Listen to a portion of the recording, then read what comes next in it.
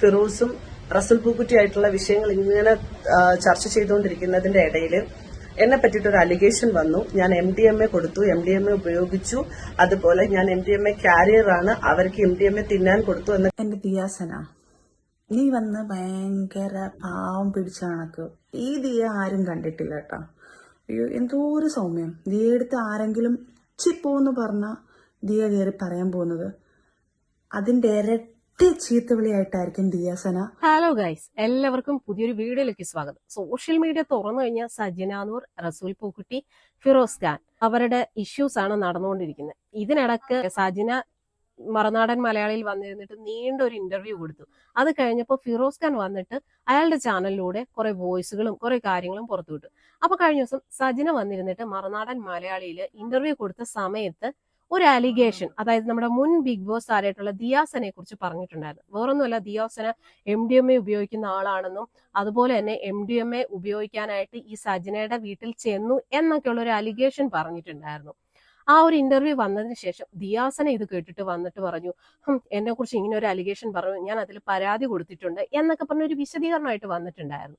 എന്തായാലും ആദ്യം നമുക്ക് ദിയാസനയുടെ ആ മറുപടി ഒന്ന് കാണാം. എന്തായാലും ദിയാസനയ്ക്കുള്ള അടുത്ത മറുപടിയായിട്ട് ഇപ്പൊ ദേ സജനയും എത്തിയിരിക്കണം. എന്തായാലും ഇവര് തമ്മിലുള്ള ഇഷ്യൂസ് ഇങ്ങനെ മുറുകിക്കൊണ്ടിരിക്കുക.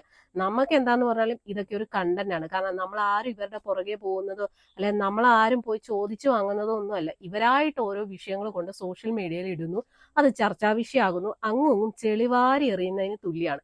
എന്തായാലും നമുക്ക് ഇവിടെ ദിയാസനയുടെ പ്രതികരണവും സജനയുടെ മറുപടിയും എല്ലാം ഒന്ന് കണ്ടിട്ട് വരാം.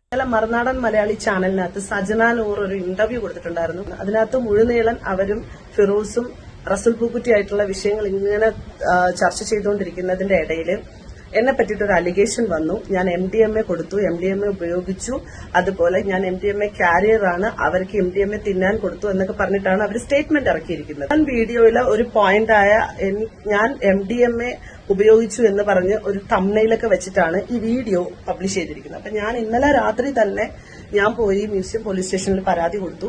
അപ്പൊ ഡീഫമേഷൻ സ്യൂട്ട് ഫയൽ ചെയ്തു. അപ്പൊ അതിന്റെയൊക്കെ കുറച്ച് തിരക്കുകളിലാണ് ഞാനിങ്ങനെ നിൽക്കുന്നത്. അപ്പം ഞാൻ എന്തായാലും വിശദമായിട്ടുള്ള വിവരം തരും. ഒരുപാട് കാര്യങ്ങൾ എനിക്ക് പറയാനുണ്ട്. എസ്പെഷ്യലി എനിക്ക് റസൂൽ പൂക്കുറ്റി അതുപോലെ സജന ഇവരെ രണ്ടുപേരെയും ബന്ധപ്പെടുത്തുന്ന തരത്തിലുള്ള കാര്യങ്ങൾ എനിക്ക് കൃത്യമായിട്ട് എനിക്ക് സംസാരിക്കേണ്ടതുണ്ട്. കാരണം ഇപ്പൊ എന്തായാലും ഞങ്ങളെയൊക്കെ പിടിച്ചിട്ടിരിക്കുന്നു. ഇതൊക്കെ വെളിയിൽ വരാതിരിക്കാൻ മേ ബി ഞങ്ങളെയൊക്കെ അടപ്പിക്കാന്ന് വിചാരിച്ചിട്ടായിരിക്കാം, എല്ലാത്തിനെയും കൂടെ കുറെ കൂടുതൽ കാര്യങ്ങൾ പുറത്തേക്ക് വരുമെന്നുള്ള ഭയം കൊണ്ടിട്ടായിരിക്കാം മേ ബി ഞങ്ങളെയൊക്കെ നെഞ്ചത്തോട്ട് ഇങ്ങനെയുള്ള അലിഗേഷനൊക്കെ വെച്ചിട്ടുണ്ടെക്കുന്നത്. നിങ്ങൾക്ക് എല്ലാവർക്കും അറിയാം, ഞാൻ ഡ്രഗിനെതിരെ സംസാരിക്കുന്ന ഒരാളാണ്. ഡ്രഗ് എഗെയിൻസ്റ്റ് ഡ്രഗ് എന്നുള്ള രീതിയിൽ മുദ്രാവാക്യം വരെ വിളിച്ചിട്ട് സമരം നടത്തിയിട്ടുള്ള ആളാണ്. ഇപ്പൊ പോലും ഈ പറഞ്ഞ ഈ റീസെന്റ് നടന്ന തൂഫാൻ ഇഷ്യൂകളിലൊക്കെയും പ്രതികരിച്ചിട്ടുള്ള സംസാരിച്ചിട്ടുള്ള ഈ ഒരു കാര്യത്തിന് സപ്പോർട്ട് ചെയ്തുകൊണ്ട് മുന്നോട്ട് പോകുന്ന ഒരാളാണ്. അങ്ങനെ ഇരിക്കുന്ന എന്നെ ഞാനൊരു ഡ്രഗ് ഡീലറാണ്, ഡ്രഗ് കാരിയറാണെന്നൊക്കെ പറഞ്ഞ് വലിയൊരു അലിഗേഷൻ എന്റെ മുമ്പിൽ വെക്കുമ്പോൾ അവർ കൃത്യമായിട്ടുള്ള പ്രൂഫ് അതിന് വെക്കണം. ഒരാൾ സ്റ്റേറ്റ്മെന്റ് പറയുമ്പോൾ ആ സ്റ്റേറ്റ്മെന്റിന് എടുത്തിട്ട് അലക്കാൻ ഒരുപാട് ആൾക്കാരുണ്ടാവും. ഒരുപാട് ആൾക്കാർ അങ്ങനെ അലക്കുന്നതിന്റെ ഭാഗമായിട്ട് എനിക്കിത് ബുദ്ധിമുട്ടാവുന്നുണ്ട്. ദയവ് ചെയ്ത് വിഷയത്തിന്റെ ഗൗരവത്തെ കൃത്യമായിട്ട് മനസ്സിലാക്കി ഞാൻ കുറേയധികം കാര്യങ്ങൾ ഇനി പറയും. അതെല്ലാം ഉൾക്കൊള്ളിച്ച് വെച്ചുകൊണ്ട് നിങ്ങൾ വീഡിയോകൾ ചെയ്യുക. ഇതാണ് ദിയാസനയ്ക്ക് പറയാനുള്ളത്. അതായത് ദിയാസന പറയുന്നത് എന്താണെന്ന് വെച്ച് കഴിഞ്ഞാൽ ഒരുപാട് കാര്യങ്ങൾ സജന, റസൂൽ പൂക്കുട്ടി ഇവരെ കുറിച്ചിട്ടുള്ള ഒരുപാട് കാര്യങ്ങൾ ദിയാസനയ്ക്കും പറയാനുണ്ട്. അത് വരും ദിവസങ്ങളിൽ അതെല്ലാം പറയുമെന്നാണ് ഇവിടെ ദിയാസനയും പറയുന്നത്. അപ്പൊ ഈ ഒരു വീഡിയോ കണ്ടിട്ട് വീണ്ടും കുറച്ച് കാര്യങ്ങൾ പറഞ്ഞുകൊണ്ട് സജന നൂറ് രംഗത്തെത്തിയിരിക്കുകയാണ്. എന്തായാലും നമുക്ക് സജനയുടെ മറുപടി വീഡിയോ ഒന്ന് കാണാം. എന്റെ ദിയാസന, നീ വന്ന് ഭയങ്കര പാവം പിടിച്ച കണക്ക് ഈ ദിയ ആരും കണ്ടിട്ടില്ല കേട്ടോ. അയ്യോ, എന്തോ ഒരു സൗമ്യം. ദിയയെടുത്ത് ആരെങ്കിലും ചിപ്പോന്ന് പറഞ്ഞ ദിയ കയറി പറയാൻ പോകുന്നത് അതിന്റെ ഇരട്ടി ചീത്തവിളിയായിട്ടായിരിക്കും ദിയാസന മീഡിയയിലാവട്ടെ ഏത് സോഷ്യൽ മീഡിയയിലാവട്ടെ അവൾ എവിടെ അങ്ങനെയാണ് പറയുന്നത്. അല്ലേ ദിയ? അപ്പം ദിയക്കെന്ത് പേടിയുണ്ടോ? എന്തോ മുഖത്തിനൊക്കെ ഭയങ്കര പേടി തോന്നിക്കുന്നല്ലോ. എടി, ഉപ്പ് തിന്നവൻ വെള്ളം കുടിക്കും. നിന്റെ കൂടെ ഉള്ള ആൾക്കാർ നിന്നെ പണിയാത്ത എന്താണെന്നറിയാവോ? കാരണം അവരും സെയിം തെറ്റ് ചെയ്യുന്നുണ്ട്. അപ്പം തീർച്ചയായിട്ടും അവർ പേടിക്കും. കാരണം നിന്റെ പേരിൽ ഒരു അലിഗേഷൻ കൊണ്ട് അല്ലെങ്കിൽ ഒരു കേസ് കൊണ്ട് കൊടുക്കുമ്പം അവരും കൂടെ അല്ലേ പൊങ്ങുന്നത്. അപ്പം തെറ്റ് ചെയ്യാത്ത ആൾക്കാർ ഇതുപോലെ പ്രതികരിക്കും.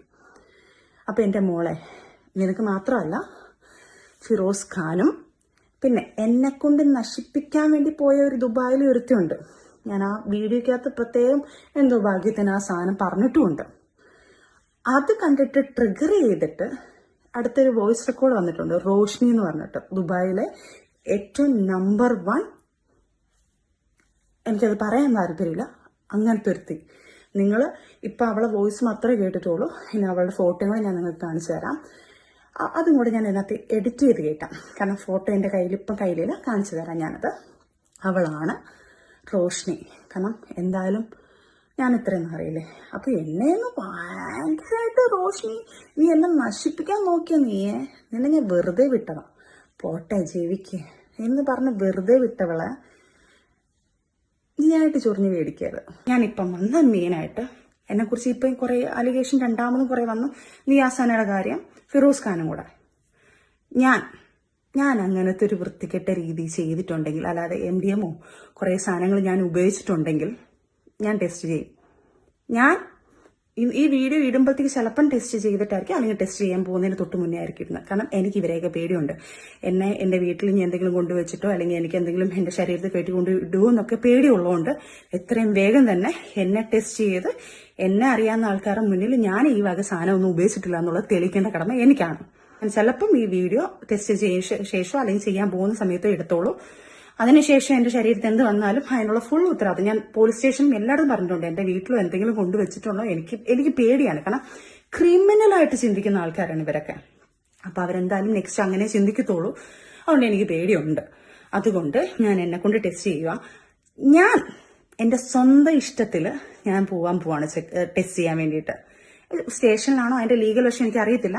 പക്ഷെ ഞാൻ എന്തായാലും ലീഗൽ വശമായിട്ട് തന്നെ ഞാൻ എന്നെ ടെസ്റ്റ് ചെയ്യും. ഞാൻ അവരുടെ അടുത്ത് റിക്വസ്റ്റ് ചെയ്യും. അതുപോലെ അത്രയ്ക്ക് ധൈര്യം ഉണ്ടെങ്കിൽ ദിയാസന നീ വന്ന് ടെസ്റ്റ് ചെയ്യടി. അതേപോലെ തന്നെ റോഷ്നി നീയും വന്ന് ടെസ്റ്റ് ചെയ്യണം. നിന്റെ ഫോട്ടോയും വെളിയിലായിട്ടുണ്ടല്ലോ, നീയും വന്ന് ടെസ്റ്റ് ചെയ്യണം.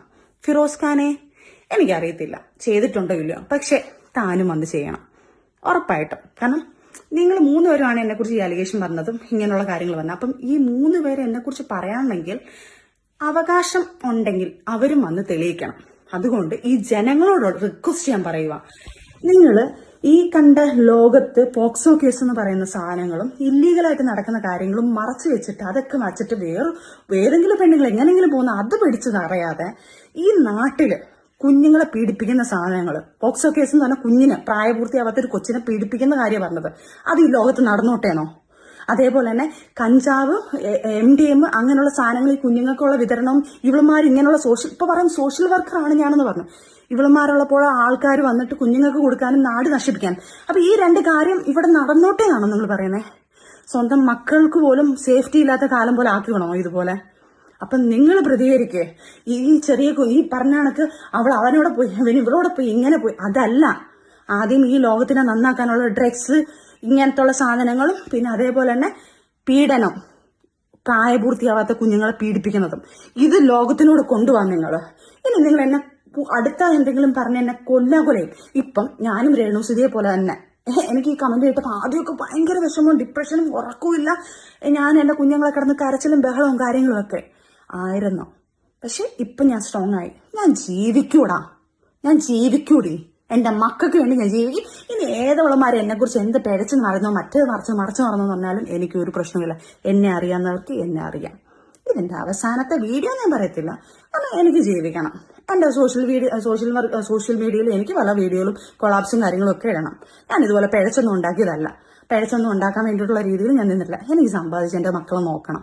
അതുകൊണ്ട് ഞാൻ വരും. നമുക്ക് ഇനിയിപ്പോ ഈ സാധനമൊക്കെ എനിക്കിട്ട് കുറച്ച് അങ്ങനെയെങ്കിലും ഞാൻ പൈസ ഉണ്ടാക്കിയോട്ടെ. അല്ലാതെ ഇനി പറഞ്ഞ കണക്ക് പിഴച്ചു വല്ല MDM വിറ്റോ അല്ലെങ്കിൽ കൊച്ചുങ്ങളെ കൊണ്ട് കൂട്ടിക്കൊടുത്തോ അല്ലെങ്കിൽ പിഴച്ചോ ജീവിക്കാൻ എനിക്ക് താല്പര്യമില്ല. അതുകൊണ്ട് അപ്പം നിങ്ങളെല്ലാവരും കാണുക, കമന്റ് ഇടുക, സപ്പോർട്ട് ചെയ്യുക.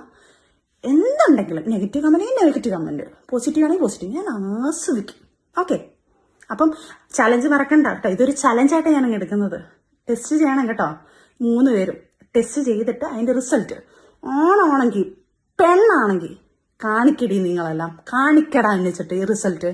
പിന്നെ ഒരു കാര്യം കൂടെ, ഞാൻ 3 കോടി മേടിച്ച് സെറ്റിലായെന്ന് പറയുന്ന ആൾക്കാരുണ്ടല്ലോ, ആ 3 കോടി മേടിച്ചതിന്റെ തെളിവ് കൊണ്ടുവരുന്നവർക്ക് 2 കോടി ഞാനും കൊടുക്കും. ഉറപ്പാ. എന്റെ മക്കള് സത്യം ഞാൻ ചലഞ്ച് ചെയ്യുന്നതും 2 കോടി ഞാൻ അവർക്കും കൊടുക്കും. ഞാൻ പബ്ലിക്കായിട്ടാണ് പറയുന്നത്. എൻ്റെ അക്കൗണ്ടിൽ എൻ്റെ ഏതെങ്കിലും രീതിയിൽ എനിക്ക് 3 കോടി എൻ്റെ അക്കൗണ്ടിൽ കിട്ടി, ഞാൻ അതിൽ സൂഹിക്കാന്നല്ലേ പറഞ്ഞു. 3 10 കോടി. അതിനകത്ത് 2 കോടി ഈ തെളിവ് കൊണ്ടുവന്നവന്മാർക്ക് ഞാൻ 2 കോടി അങ്ങ് തരാം. പോരെ? ഒരു മുഖ്യമന്ത്രിയുടെ ഫോട്ടോ ഇട്ട് അപ്പം സരിത പോടാ നീയൊക്കെ. ഇനിയും കമന്റ് വാടാ.